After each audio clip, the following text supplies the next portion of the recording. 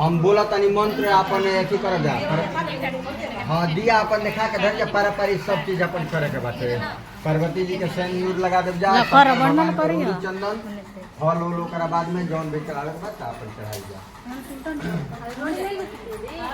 ओम कुमकुमम का दिव्यम तम नौ सुशोभितम कुंजरोचितम देवम कीर्ति परमेश्वरम कुमकुमम समर्पयामि ओम रोरियाचा गुलालचा हाय ओम रोरियाचा गुलालचा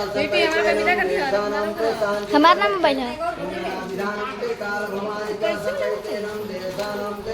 पूजा दीदी के देवता भय में समर्पयामि ओम हरि ओम स्वस्ति नः इंद्रो सर्वा स्वस्ति नः पुरुषा विश्ववेदा स्वस्ति नः यारे सुनेमि अग्निदेवा सुखमायो विष्णुदेवा त्रयकरे सुजां देवा हितमदायो शरदु ऐयो रही तो कमजोर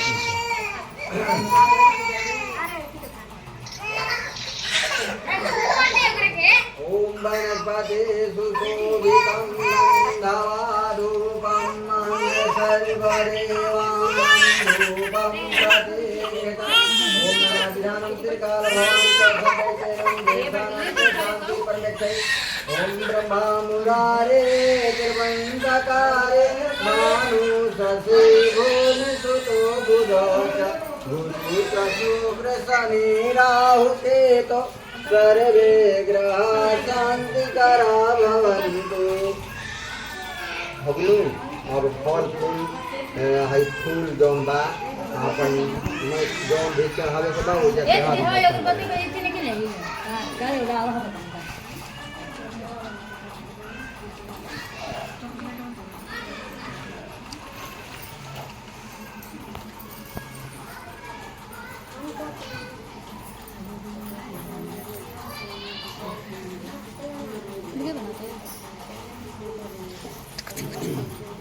चाहिए चाहिए जाओ तो एक साइड में अपन रख देवे के बा प्रसादी चढ़ा दी जा उडोरी और तिलक लगा दी जा अगरबत्ती बांट दी हां ये कोनो जरूरी नहीं है तीन गो एगो अपन जौन भोग लगावे भोग लगावे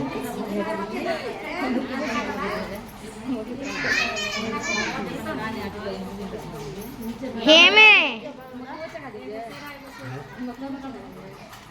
जौन भी फल प्रसादी बाटे अपन चढ़ा दी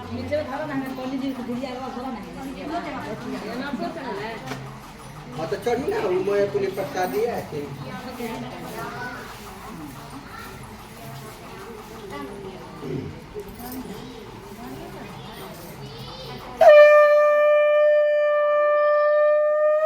बोले शंकर भगवान की जय बोले पार्वती मैया की जय चढ़ गई सब कुछ के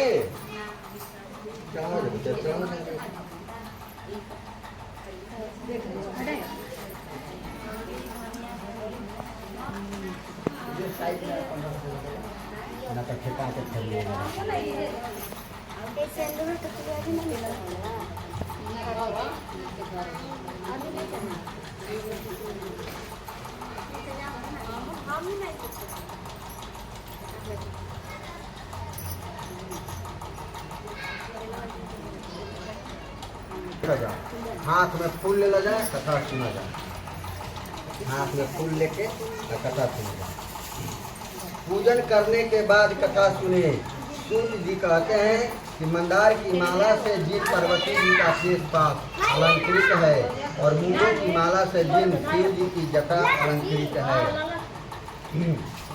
अलंकृत है जो पार्वती जी दिव्य वस्त्र धारण की है और जो शिव जी दिगंबर नंगे हैं ऐसे शिव पार्वती तथा शिव जी को प्रणाम करता हूँ।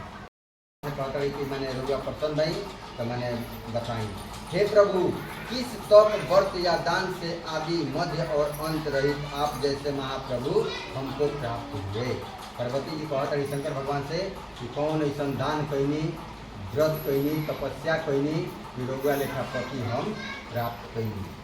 शिव जी बोले कि हे देवी सुनो मैं तुमको एक व्रत जो मेरा सर्वस्व और छिपाने योग्य है लेकिन तुम्हारे प्रेम के वशीभूत होकर मैं तुमसे बतलाता हूँ। शिव जी ने कहा कि भारतवर्ष में जैसे नक्षत्रों में चंद्रमा हैं, 27 गो नक्षत्र होला, वो में सबसे बड़ा के होला तो चंद्रमा भगवान होला। ग्रहों में सूर्य माने 9 गो ग्रह होला, वो में सूर्य भगवान सबसे बड़ा होला। वर्णों में ब्राह्मण 4 गो वर्ण होला, सबसे बड़ा के बाटे तो ब्राह्मण। देवताओं में विष्णु भगवान, देवता में सबसे श्रेष्ठ विष्णु भगवान। नदियों में गंगा, जितना नदी बहन वो में सबसे बड़ा नदी पवित्र गंगा। पुराणों में महाभारत, वेदों में सामवेद और इंद्रियों में मन श्रेष्ठ हैं। हम के शरीर में इंद्री बटे, जितना इंद्री बटे सबसे बड़ा के बटे श्रेष्ठ तो मन बा। अभी 8 मूल के बनारस शहर घूमल भैया तो यहाँ के मुदगर तो अभी बनारस शहर में बने तो सबसे श्रेष्ठ मन। सब पुराणों और वेदों का सर्वस्व जिस तरह कहा गया है, मैं तुमसे एक कठिन व्रत बतलाता हूँ, एकाग्र मन से सुनो। जिस व्रत के प्रभाव से तुम्हारे मेरा अर्ध आसन प्राप्त किया है वह मैं तुमको बतलाऊंगा, क्योंकि तुम मेरी प्रेयसी हो।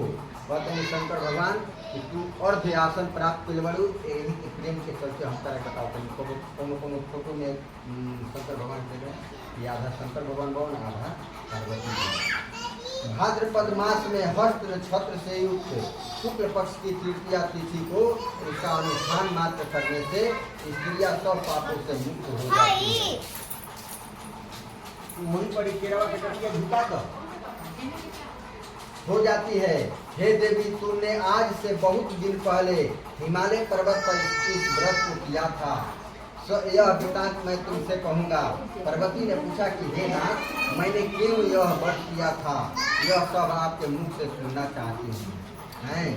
शंकर भगवान को आता नहीं कि तू हिमालय पर्वत पे ये व्रत के खुले रहू, हम तारा के बताओ तनी को बताई कि हम काहे खाती व्रत खुले रही, हमरा को बारे में बताई। उत्तर की ओर एक बड़ा रमणीक और पर्वतों में श्रेष्ठ हिमवान नामक पर्वत हैं। उसके आसपास तरह तरह की भूमियाँ हैं, तरह तरह के वृक्ष उस पर लगे हुए हैं। नाना प्रकार के पक्षी और अनेक प्रकार के पशु उस पर निवास करते हैं। वहाँ पहुंचकर गंधर्वों के साथ बहुत से देवता सिद्ध चरण पक्षीगण सर्वदा प्रसन्न मन से विचरते हैं।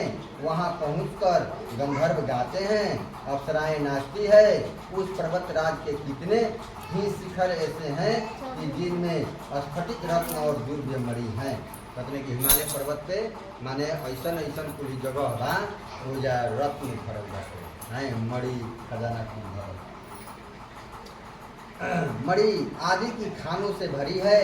यह पर्वत ऊंचा तो इतना अधिक है कि मित्र के घर की तरह समझकर आकाश का स्पर्श किए रहता है। माने इतना ऊंचा हुआ हिमालय पर्वत कि आकाश के बुझाला के मित्र के घर हटे माने बुझे कि और फेंक दिहन की कब फेंक दिहन इतना ऊंचा है। उसके समस्त शिखर सदैव हिम बर्फ से आच्छादित रहता है, माने हमेशा बर्फ गिरत रहेगा।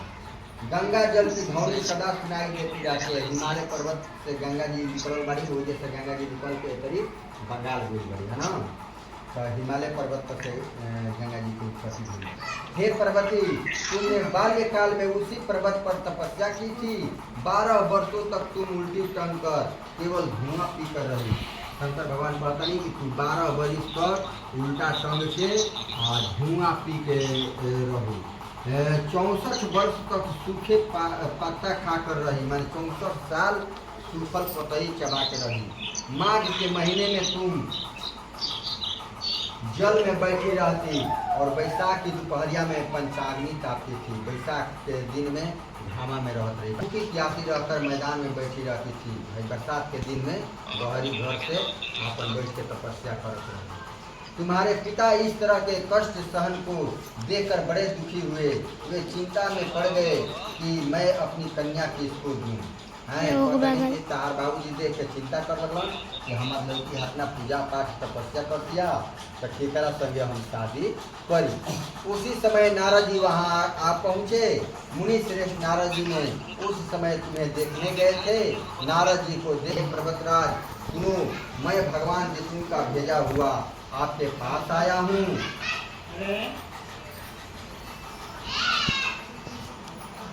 हेलो हेलो, हाँ हाँ, योग्य वर को दे।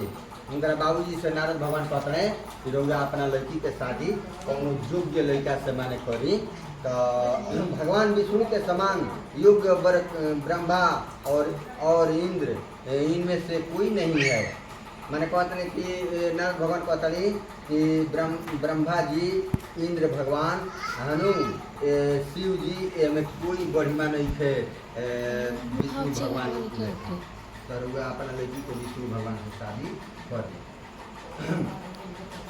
हाँ, इंद्र और शिव में से कोई नहीं है, इसलिए मैं यही